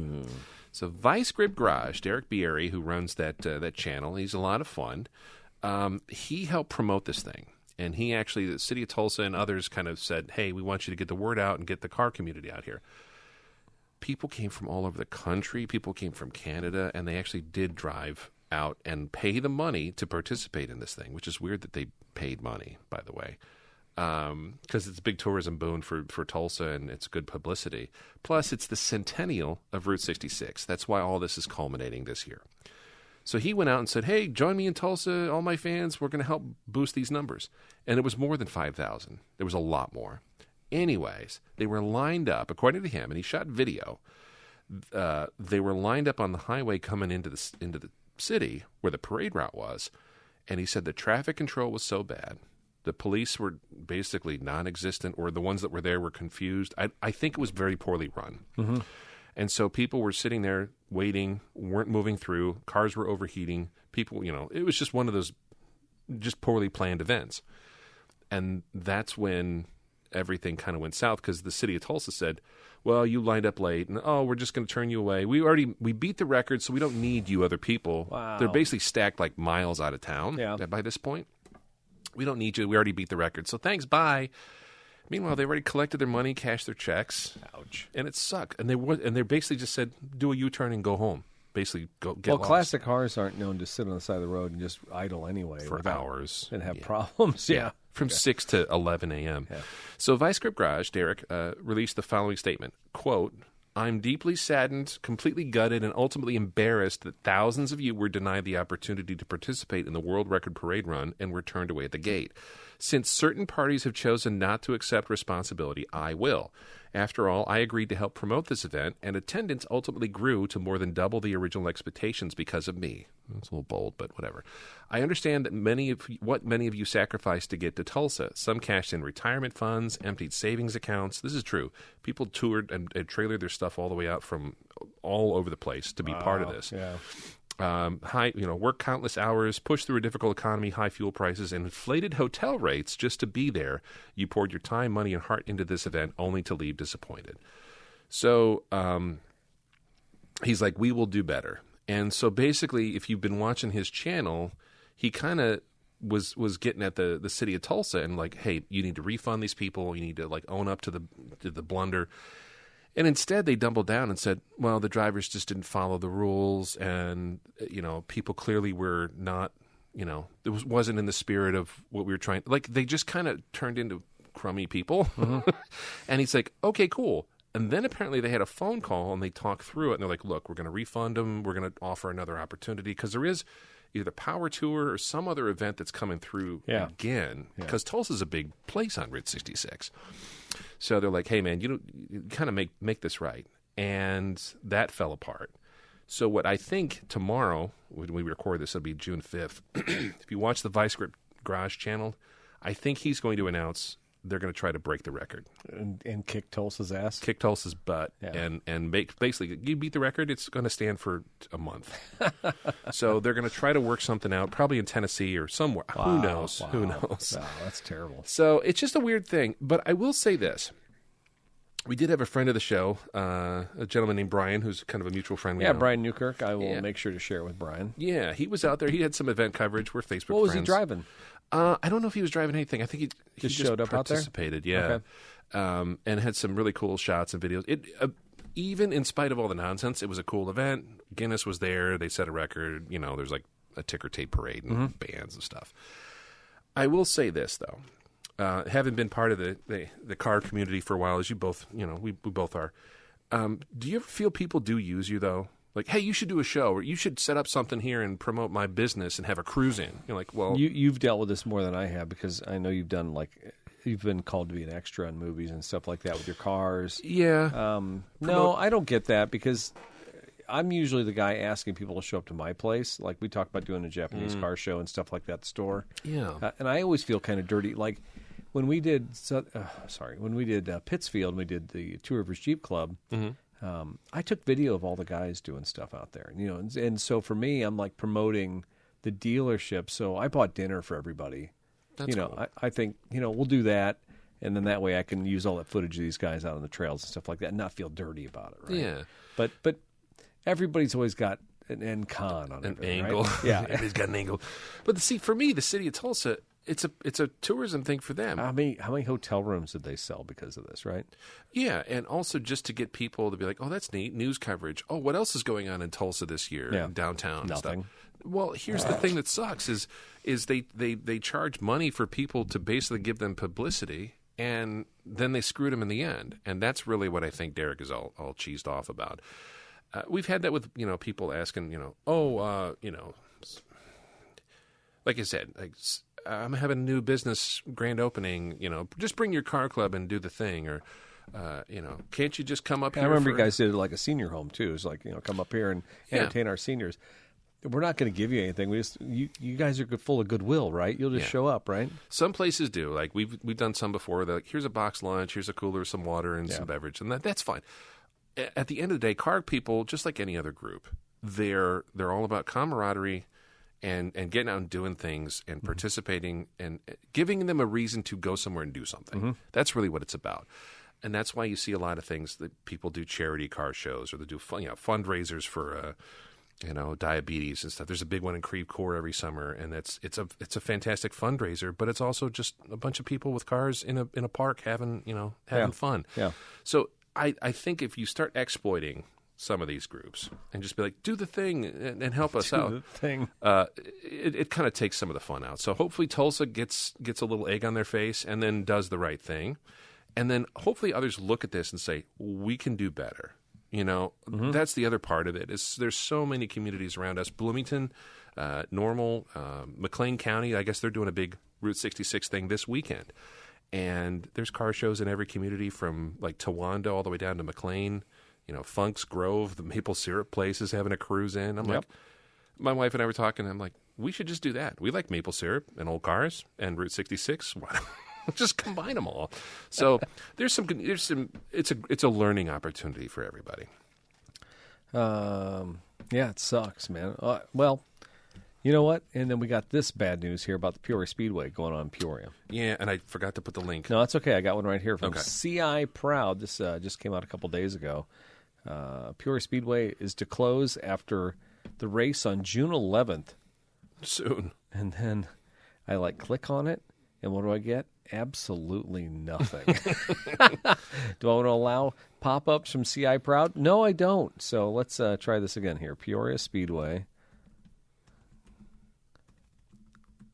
Closing. So we have a couple different local news sources in this area. We have WEK, we have CI Proud, which is the local CBS affiliate, and they do actually a really great job of keeping local news because the newspapers have withered up and dried. Yeah. PJ Star sucks now. All right, so this is from WEK. Final checkered flag to be waved at the Peoria Speedway, West Peoria. The weekly sounds of race car engines at the Peoria Speedway will soon be silenced. The Peoria Speedway announced to its fans on Saturday night on social media early Sunday morning that its weekly racing is coming to an end after the Dirt Car Summer Nationals are contested on Thursday, June 11th.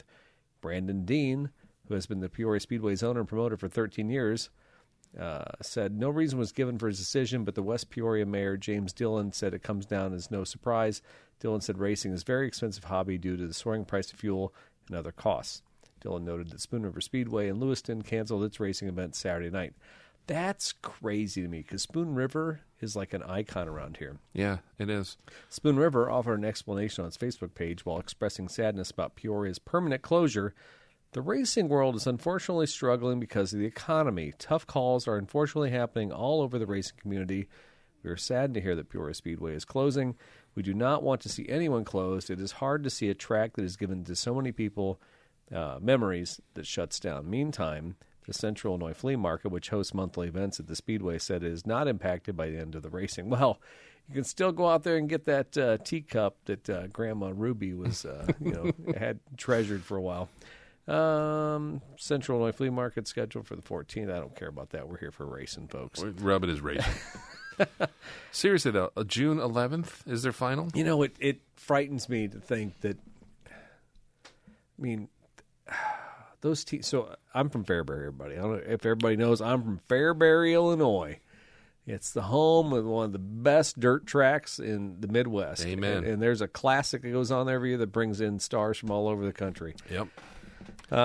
It's a big deal. And Spoon River Speedway, I would say, is also part of that circuit. Now, the Peoria Speedway was never, I don't think it was on the same caliber in the same way, but at the same time, it is dirt track racing. I've known some people over the years who had like Neons and some of the Hornet stuff that they would talk just the craziest stories out there. I'll bet.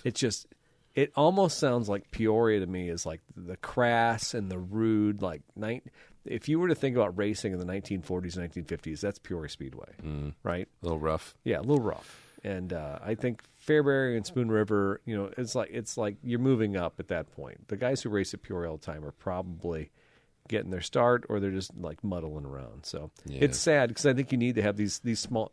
If you don't have these small tracks, where are they doing it at? Did you go a lot growing up to Fairbury? Fairbury? No, I could tell you some stories about disappointment there. Okay, I tried to get anyway. We'll maybe off mic we'll talk. No, about we should do it on the post show. We'll do a post show tonight. All right, talk about the fair. I have a great date story there. I'll share that on the post show. Nice. All right. Yeah, I'm kind of gutted by this. From where we're at, we live in North Peoria, and far enough away from the Speedway, but the sound travels. So in the should summer, have been in Fairbury. Oh, I bet.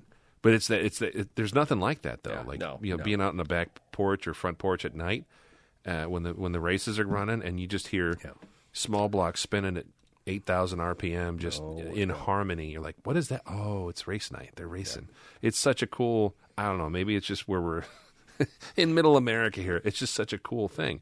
And in college, I used to go to the Macomb Speedway when I was at Western. Jeez, I don't remember where that was at. Outside of town in the middle of nowhere. I've never even heard anybody talk about that. I don't even know if they're still open anymore. The ticket, it was like $4. It was dirt cheap to go out there, and we would. That's Sarah and I when we were still dating. We'd go out there, and it's like we just wanted to watch, cars crash. If I had a couple technicians who said they were willing to weld some cages and build something, like we have that Tacoma or we have the Scion or something like that. I would be down with it because I can't imagine it costs that much to run a car out there for the night. Now the repairs and other engines and axles and wheels and tires. I mean, there's all these things you'd spend money on, but for me, from my perspective, it's camaraderie, it's team building. There's all these things you can do from this stuff. It is dangerous, obviously, but I mean, you're in the car hobby. You stand under a lift every day. To me, that when I first started in the car business, just standing under a lift seemed dangerous, right? Right. Now you do it like 10 times a day. Yeah, you just walk under a car. You're like, is this seat right? Yeah, it looks okay. Start pulling on it. Yeah, right. Yeah, this guy's hanging on cars or beating on them. Like, oh, I could die right now. Anyway. No, it's I don't know. I feel bad for them. We'll see. Maybe they'll have some angel investor or something come in and swoop in. Well, or they'll make a data center out there. Who knows? Probably. Yeah. All right. Sorry, I lost my track because we were off here. So that's Peoria Speedway in peak alignment. Yeah, I'm glad to see them growing and moving up. That building they moved into actually was the old Ford store in Pekin. I vaguely remember that. Vaguely, were you even born when that was? Well, so that was when it was originally Veldy before they moved. Ooh, no. It was another company. It was. That building was for sale when we first moved here. It was for sale for like $185,000. Yeah, it was It was Meineke for a while. I remember Johnny Red, who used to work at the Chrysler store in the 80s and 90s. He bought it, made it Meineke. Okay, and then. Cool building, kind of looks 40s or 50s. Yeah, it's got the giant plate glass windows like an old dealership. It's right there on Court Street in Pekin. Mm-hmm. I'm trying to remember. David Grandia, his parents owned it. Actually, so when we did the show with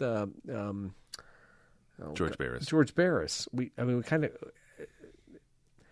We might have talked about it. No, we then. didn't talk about this, but what happened was later on, Jared Olar, who's one of the librarians at Pekin Library, sent us a bunch of pictures of all the different dealerships. Yeah. And so I think we shared some of that stuff maybe on the blog, or maybe Yes, it was. We did have a separate post about that. Yeah, we did. So at that time, there was a picture of that is a car dealership. I think it was a Ford dealership, and I can't remember the name. But so that building, okay, so going back, so let's circle back here. Wayback Machine. Wayne's World.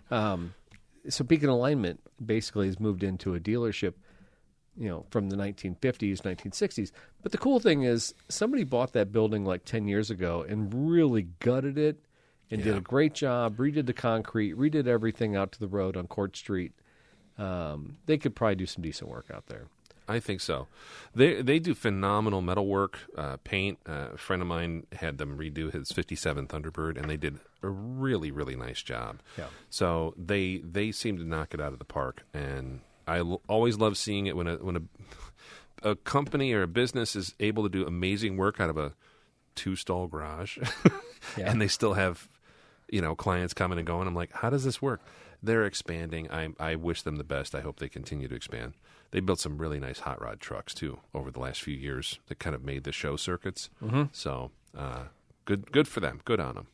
Yeah, I could trash talk them slightly. I'm not going to because I have an ex-employee who went there, and they jacked around at my place. But I'm going to leave it alone because he literally left me in a situation where I had to find out who the Illinois Department of Corrections? I'm going to tell you what, man. I've seen some crazy stuff. But this kid called OSHA as he walked out the door just to mess with me.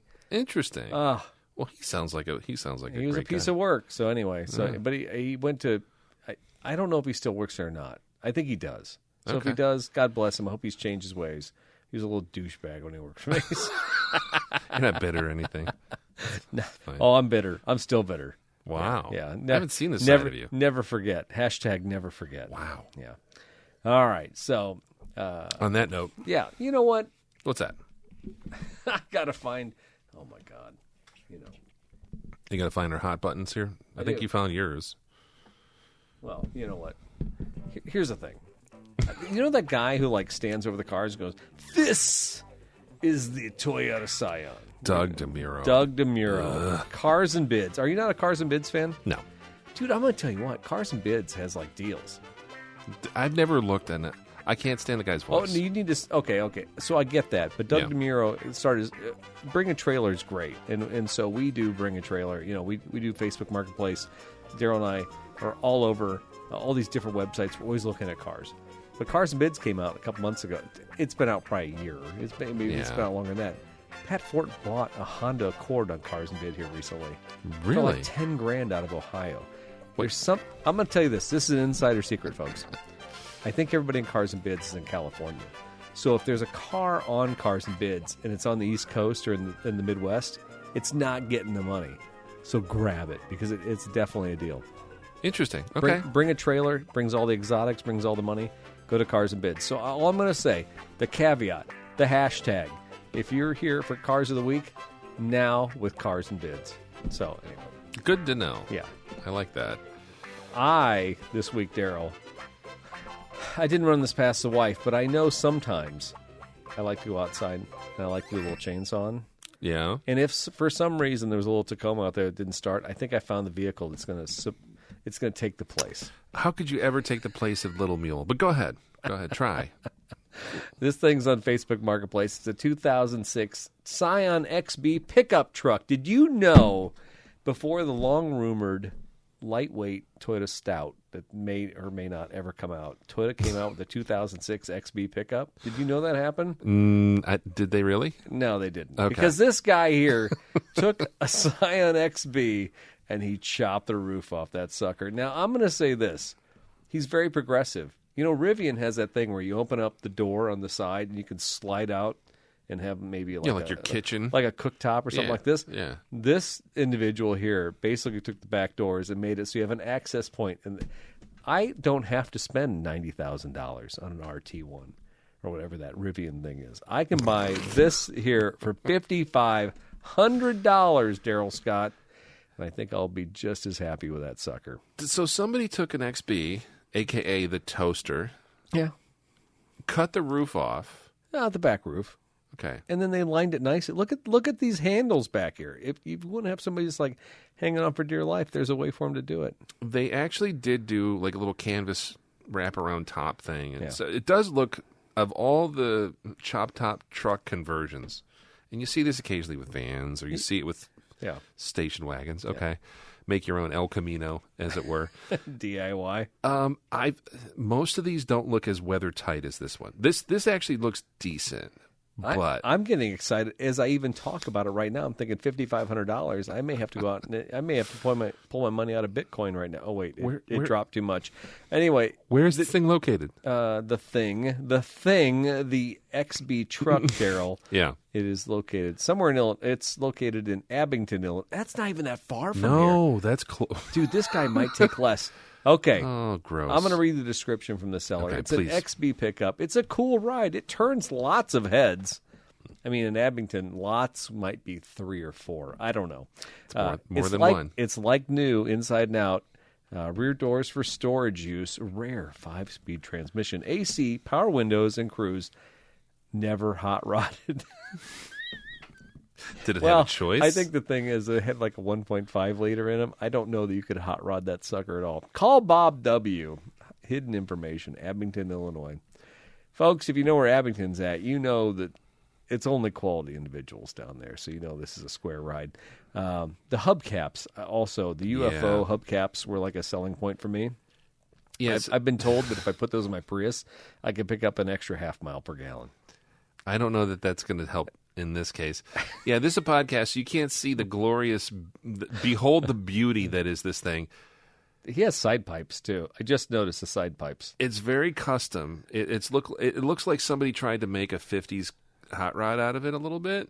But here's what I did. Here's the mistake. I zoomed in on the picture, Eric. Yeah, what'd you zoom in on? Which part? The second picture. So they left. These were 4 doors. Yeah. So when they chop the roof off, you have these back doors. Is that duct tape? I think it's duct tape. I think they. Let me retract my earlier statement. I don't know that this is waterproof. They appear to have taped over the window channel in the back doors with either black duct tape or gaffer's tape. Well, but I mean, you got that cover over that. That's just like a courtesy there to make sure nothing else is going on. To dress it up. It's maybe to make sure the window doesn't come up accidentally under the tonneau cover. All right, you're all about trucks and payload. What do you think this thing, without half of its roof? I feel condescension coming from you, Not Mr. at all. Scott. No, I don't think you really want to know the answer. I'm just curious. What do you think you could haul with this thing? Ass.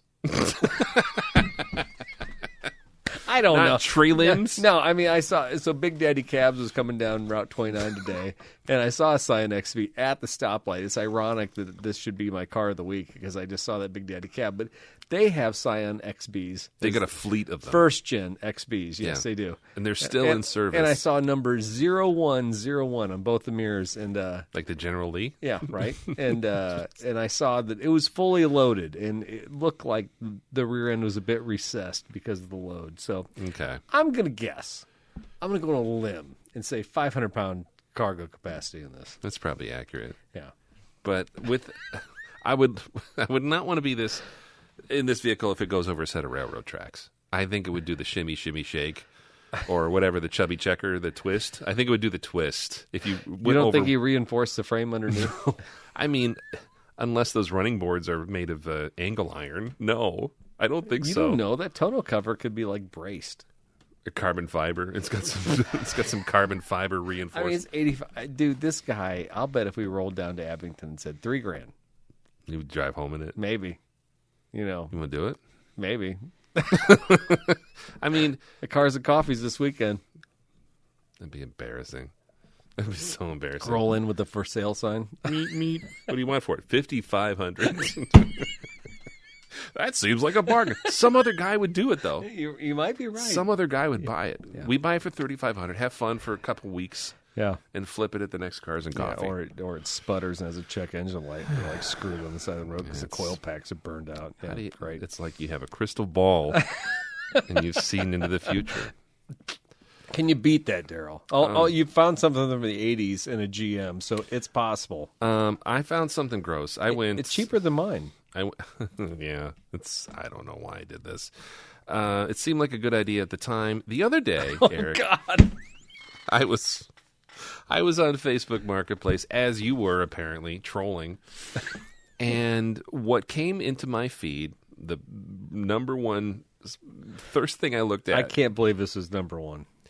Was a beautiful brown, bronze-colored 1987 Oldsmobile Calais coupe in Muscatine, Iowa, with really low miles, 77,000 miles. That is low. For the low sum of $2,700. Now, you might be asking yourself, why would he pick that?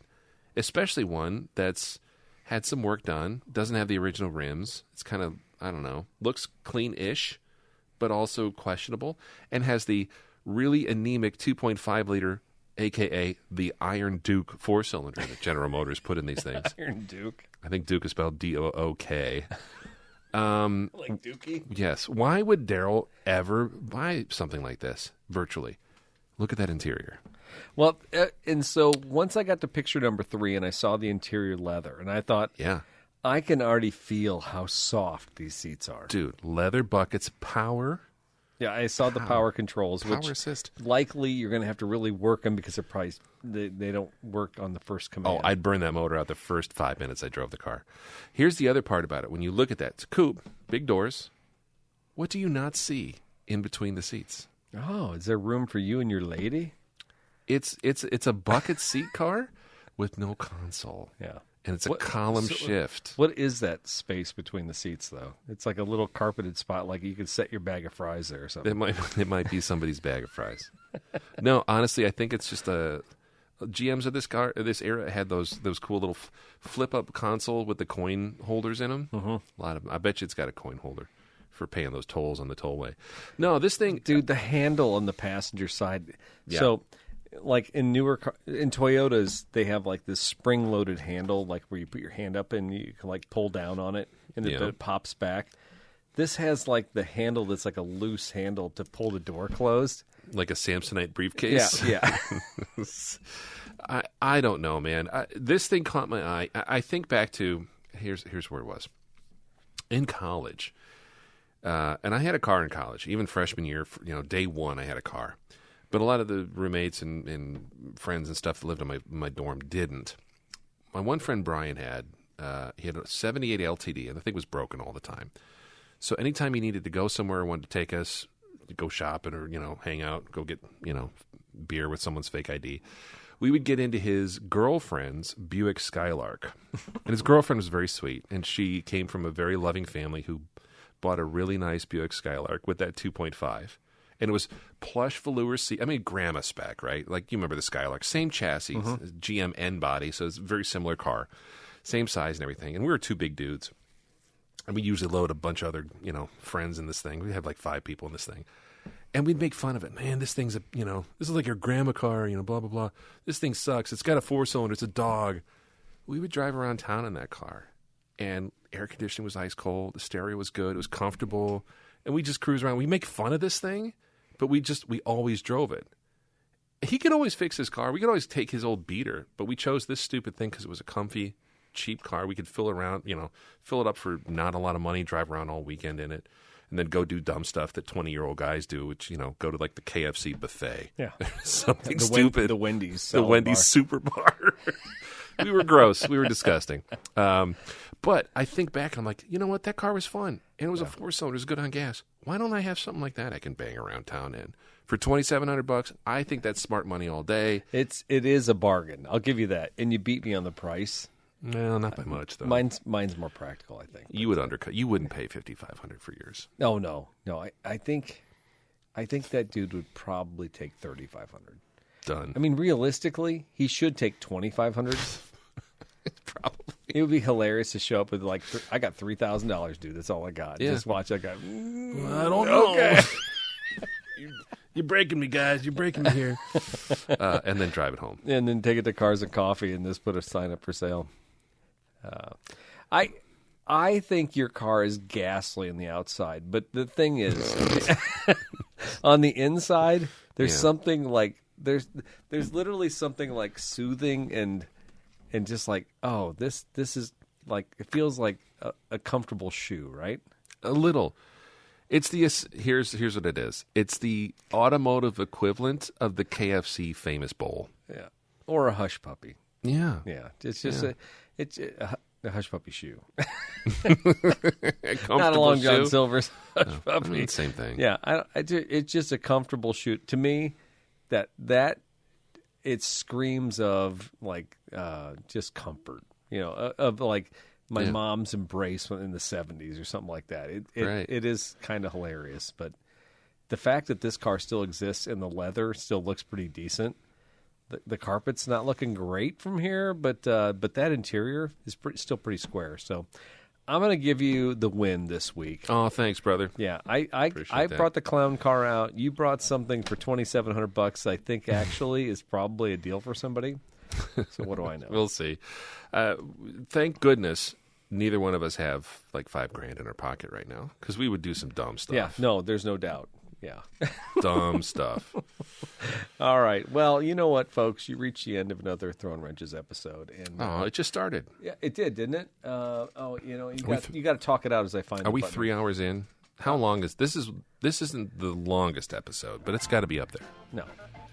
2? No, Are we no. 2? Are you kidding me? God, we've had way longer. 140? We're not that bad. Yeah, we've had a 2-hour one. I think we have. Yeah. It's brutal. Let us know what you think of the show. If it's too long, if it's too boring, if it's too Dude, we have so much to obscure. talk. I mean, the thing was, we didn't talk about the autocross coming up. We didn't talk about the new tires on the Supra. We'll just have to do another show. We probably should do more shows. Yeah, we need to do more shows. Shame on us. We're so busy. You know what Look we're at gonna us. do? You know, but here's what we're gonna do. What? We're gonna tell that story I talked about. Okay. We're gonna have a post show. So listen, All right. folks, if you're on the Patreon, I have to do it on the Patreon because the problem is, and I could do a free episode on the Patreon, but if I put it on the iTunes feed or the regular feed, then it's gonna like block out this show. Yeah. So I think we're gonna have to tell like Eric's terrible story afterwards. Okay. Yeah, I'm down for that. In the meantime, info@throwinwrenches.com. Hook us up anytime, and we're on the socials, most of them, some of them, not all of them. Yeah, and you could definitely check Daryl out at Throwin Wrenches on Instagram. He's always doing something great. And is that your TikTok? Yeah, I'm still on TikTok. Is that a dying platform? You need to do YouTube Reels. Okay. But we have a YouTube. You know, we should be doing that. We should be. Yeah, because not YouTube Shorts, YouTube Shorts. So I do those on the dealership all the time. So you can go to Forts to it. You can see all kinds of stupid stuff with Eric. But YouTube Shorts, oh my God, dude. The traction you stuff. get on that stuff, it's crazy. All So, right. yeah. Check it out.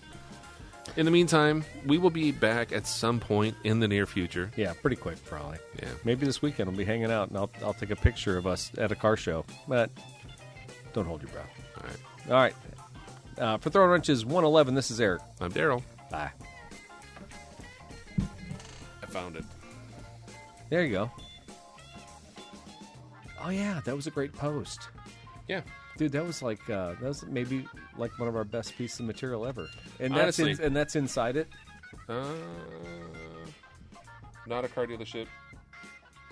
This 1928 photo shows Marion Newkirk, co-owner of Guarantee Garage, 223 to 225 Elizabeth Street.